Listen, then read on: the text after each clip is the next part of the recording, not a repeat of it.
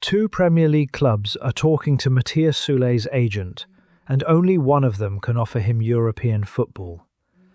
That single fact has quietly become the most valuable thing Sunderland own in this negotiation.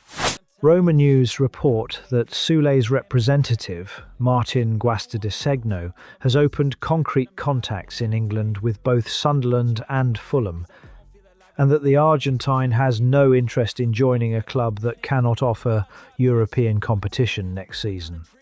That rules Fulham out on the player's own terms, and it explains why Sunderland are described as his preferred destination.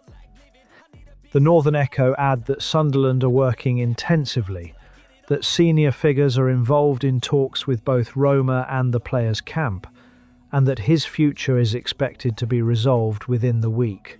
The pitch being made is straightforward: Premier League football, the Europa League, and the project under Régis Lebris.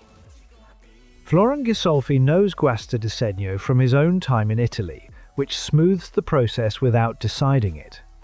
And Soulé himself, back in Rome for pre-season and asked directly whether he would stay, offered 4 words that tell you everything about his mindset.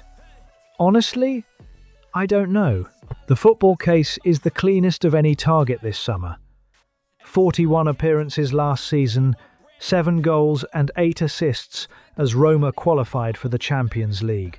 A right winger by trade, which is precisely the position that troubled Sunderland for long spells of last season, with the flexibility to play centrally when required. Availability, output, versatility, and room to improve at 23. That is not a punt.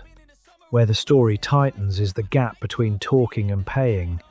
Roma have set a starting price of €35 million, roughly £30 million, and their sporting director, Tony D'Amico, will need an official offer before this becomes a negotiation rather than a courtship. Sunderland have held encouraging conversations with an agent. They have not yet put a number in front of the selling club. Those are very different stages of a transfer, and the second one is where ambition meets the bank statement. The fee would obliterate the club record, and it would do so for a player Roma bought from Juventus for £26 million only 2 summers ago, meaning they intend to profit. Sunderland's model has been built on finding value before the market prices it. This is the opposite. Paying full market rate for a player everyone can already see is good, in a summer where the club are also chasing an expensive centre-back.